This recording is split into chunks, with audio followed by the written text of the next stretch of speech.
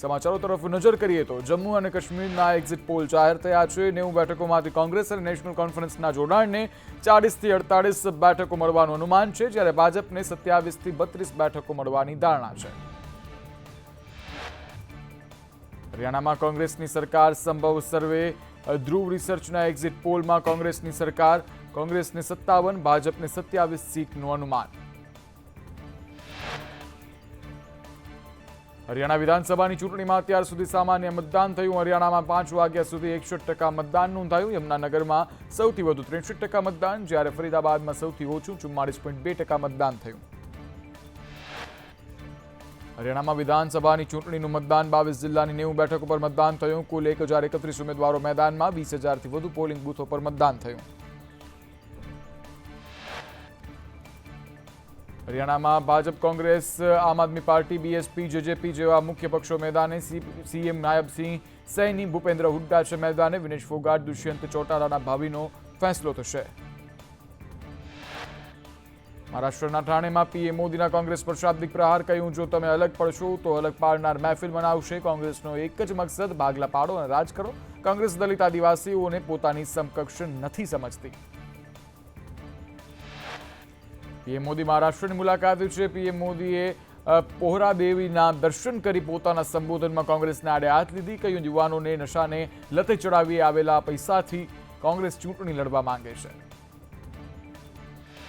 PM મોદીએ વધુ કોંગ્રેસ પર પ્રહાર કરતા કહ્યું કે સૌને ખબર છે કે કોંગ્રેસ એ લોકો જોડે નિકટ છે જે ભારત માટે સારું ઈચ્છતા નથી।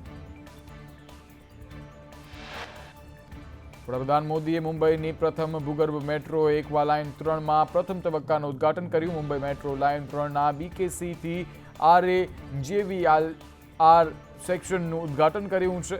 આ મેટ્રો લાઇનની કિંમત આશરે 14,120 કરોડ રૂપિયા છે।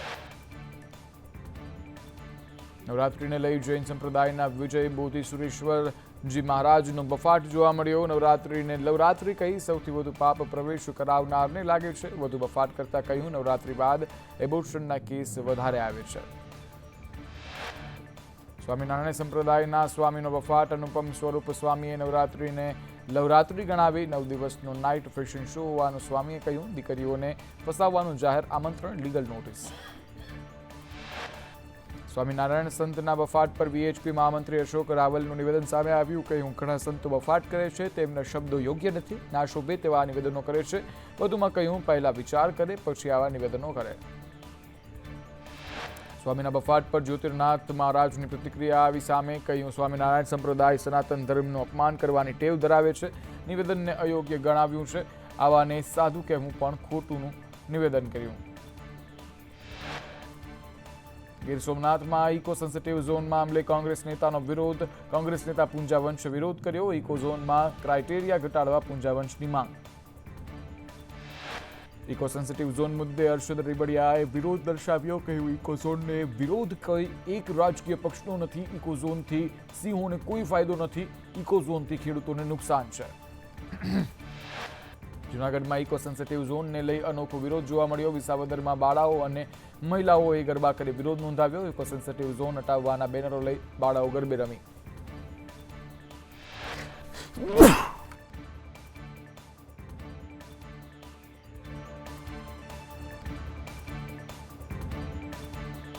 સામે ઉગ્ર રોષ જોવા મળ્યો। ભાજપના જ અનેક આગેવાનો સરકાર સામે પડ્યા। મહેન્દ્ર પીઠિયા સહિત અનેક નેતાઓએ સરકારને લખ્યા પત્ર। ગીર સોમનાથમાં ઇકો ઝોનના કાયદાને લઈ અમિત ઉનડકટે આક્રોશ વ્યક્ત કર્યો। કહ્યું કાયદો બનાવતા સમયે ખેડૂતોને વિશ્વાસમાં નથી લીધા। માઇનિંગ લીઝોવાળો વિસ્તાર હટાવી દેવાયો। ઊંઝા ભાજપ કાર્યાલય પર શહેર ભાજપ પ્રમુખ અને કોર્પોરેટર વચ્ચે તૂતુ મેમે જોવા મળી। પાલિકામાં કામની બબાલને લઈ શૈલેષ પટેલ અને રાજેશ પટેલ આવ્યા આમને સામે। દૂધસાગર ડેરીના ચેરમેન અને વાઇસ ચેરમેનની 7 ઓક્ટોબરે ચૂંટણી યોજાશે। હાઈકોર્ટમાં અરજી બાદ 21 દિવસમાં ચૂંટણી યોજવા નિર્દોષ અપાયો છે। ત્યારે 1 વર્ષ વીતી ગયા બાદ પણ ચૂંટણી જાહેર કરાઈ ન હતી। હવે 1.5 વર્ષની ટર્મ માટે ચૂંટણી યોજાશે। ભાજપના સદસ્યતા અભિયાન પર ઈશુદાન ગઢવીના પ્રહાર। ભાજપે સદસ્યતા અભિયાન લોન્ચ કર્યું પણ ફિયાસ્કો થયો। લોકો ભાજપમાં જોડાવા જ નથી માંગતા।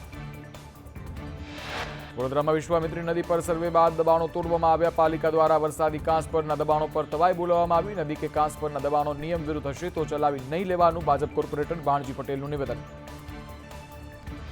દાહોદ જિલ્લામાં બેફામ બનેલા ભૂમાફિયાઓએ સરકારી જમીન પર ગેરકાયદે બાંધકામ શરૂ કર્યું. તળાવનું પૂરણ કરી અને કેટલાક ભાગ પર કબજો કરાયો. તલાટીએ ભૂમાફિયાઓને નોટિસ ફટકારી. સોમનાથ ડિમોલિશન મુદ્દે જિલ્લા કલેક્ટર દિગ્વિજયસિંહ જાડેજાએ કહ્યું, તંત્ર દ્વારા 4 તબક્કામાં દબાણો દૂર કરાયા. જિલ્લાના 145 ગામોમાં ડિમોલિશન ડ્રાઈવ યોજી. 38 લાખ ચોરસ મીટર સરકારી જમીનો ખુલ્લી કરાઈ. જમીનોની કિંમત 551 કરોડ જેટલી. આ જમીનો પરથી 3095 દબાણો દૂર કરાયા. મુઠ્ઠી પર દબાણોના કારણે પ્રજા પરેશાન થાય છે.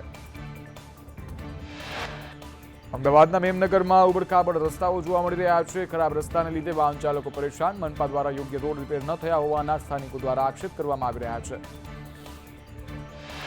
છોટાઉદેપુરના નવાલજા ગામના રસ્તાઓ દયનીય હાલતમાં જોવા મળી રહ્યા છે. ગ્રામજનો કાદવ કીચડવાળા રસ્તા પરથી પસાર થવા માટે મજબૂર બન્યા.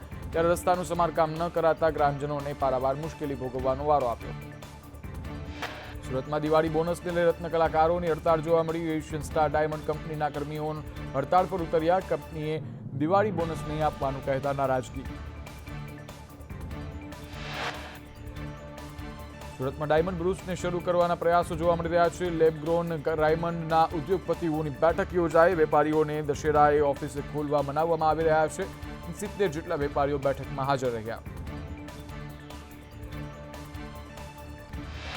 ત્યારે ઇઝરાયલ અને ઈરાન વચ્ચેના યુદ્ધની અસર પડી શકે છે સુરત પર. સુરત હીરા ઉદ્યોગને પડી શકે છે આર્થિક ફટકો. ઇઝરાયલમાં સુરતથી વર્ષે 1400 કરોડનો એક્સપોર્ટ થાય છે. હીરા એક્સપોર્ટમાં 18.4% હિસ્સો ઇઝરાયલનો છે. નવસારી જિલ્લા ક્વોરી એસોસિએશન દ્વારા આવેદન અપાયું. ક્વોરી ઉદ્યોગકારોએ પડતર પ્રશ્નો મુદ્દે જિલ્લા કલેક્ટરને રજૂઆત કરી. પર્યાવરણીય મંજૂરીના કારણે રાજ્યની 60% ક્વોરીઓ બંધ થઈ છે.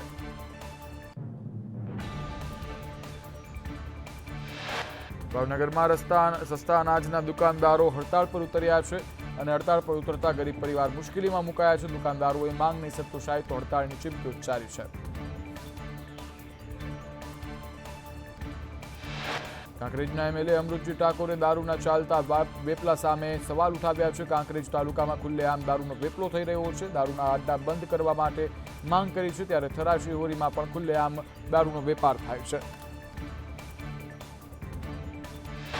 હિંમતનગરમાં અજાણ્યા શખ્સોએ મુંબઈના યુવક પાસે 5 કરોડની ખંડણી માંગી. રાજેન્દ્ર કોઠારીને હાથ પગ બાંધી દંડાથી માર મારવામાં આવ્યો હતો. મિત્રએ વિડીયો કોલ કરવાનું કહેતા આરોપીઓ ફરાર થતા પોલીસે કાર્યવાહી હાથ ધરી.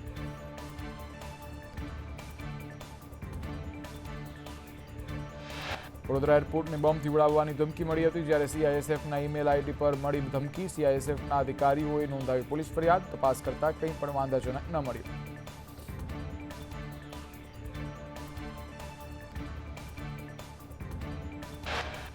રાજકોટમાં સિંહ દર્શન માટે સફારી પાર્ક બનશે. પ્રદ્યુમન પાર્ક પાસે 29 હેક્ટર વિસ્તારમાં પાર્ક બનશે. 2 વર્ષની અંદર સફારી પાર્કનું કામ પૂર્ણ કરાશે.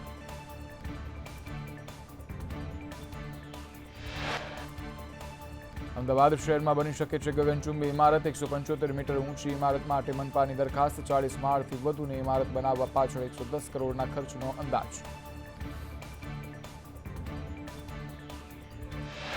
સિંધુ ભવન રોડ પર ઓક્સિજન પાર્કની બાજુમાં સિટી સ્ક્વેર બનશે. ઇમારત બનાવવા ફંડ માટે સરકારમાં કરાઈ દરખાસ્ત. જો કે સરકારે હજુ આ મુદ્દે સકારાત્મકતા નથી દાખવી.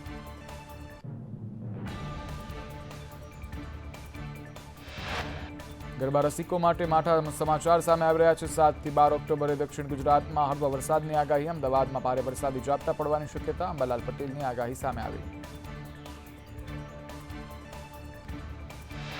16 થી 22 ઓક્ટોબર વચ્ચે પણ વરસાદની શક્યતા. અમદાવાદની સાથે પંચમહાલ અને સાબરકાંઠાના કેટલાક ભાગોમાં ભારે વરસાદ પડી શકે છે. કેરળના ધરોઈ ડેમની સપાટી 619 ફૂટ પર પહોંચી. ડેમ મહત્તમ સપાટીએ પહોંચવામાં માત્ર 3 ફૂટ બાકી. ધરોઈ ડેમમાં પાણીનો જથ્થો 88.41% નોંધાયો. સરદાર સરોવર નર્મદા ડેમ 4 દિવસથી ચલોછલ જોવા મળી રહ્યું છે. સરદાર સરોવર ડેમ 100% ભરાયો છે. ત્યારે હાલ ડેમ તેની મહત્તમ સપાટી એટલે કે 138.68 મીટર પર પહોંચ્યો. ડેમમાં પાણીની આવક થતા 1 ગેટ 0.60 મીટર જેટલો ખોલાયો. ડેમમાંથી કુલ 55,122 ક્યુસેક પાણીની આવક નોંધાઈ.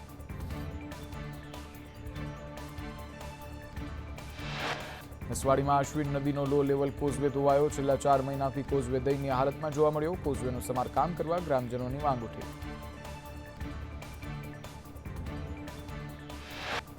વડાપ્રધાન મોદીની શક્તિ પૂજા. મહારાષ્ટ્રના વાશિમમાં પીએમ મોદીએ કરી પૂજા. જગદંબા માતા મંદિરમાં પીએમ મોદીએ પૂજા કરી. પીએમ મોદીએ માં જગદંબાની આરતી ઉતારી.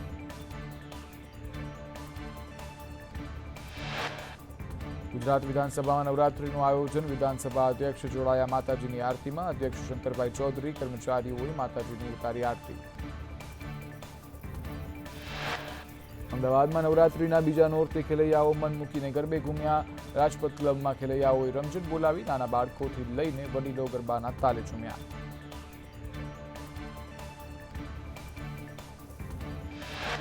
મોડાસામાં એમએલએ ધવલસિંહ ઝાલા ગરબે ઘૂમ્યા. રામપાર્ક ખાતે અરવલ્લી નવરાત્રી મહોત્સવમાં એમએલએ આપી હાજરી. કલાકાર વિક્રમ ઠાકોરના ગરબામાં ઝૂમ્યા બાયડના એમએલએ.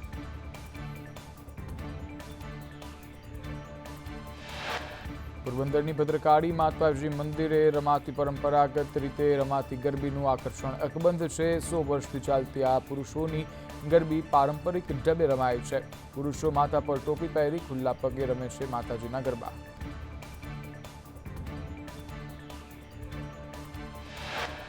ધોરાજીમાં જય ગેલી અંબે ભૂલકા ગરબી આકર્ષણનું કેન્દ્ર. છેલ્લા 23 વર્ષથી આ ભૂલકા ગરબીનું આયોજન થાય છે. ત્યારે આ ગરબીમાં નાત જાત ધર્મનો ભેદભાવ વગર એક સાથે 1100 ભૂલકા ગરબે ઘૂમ્યા છે.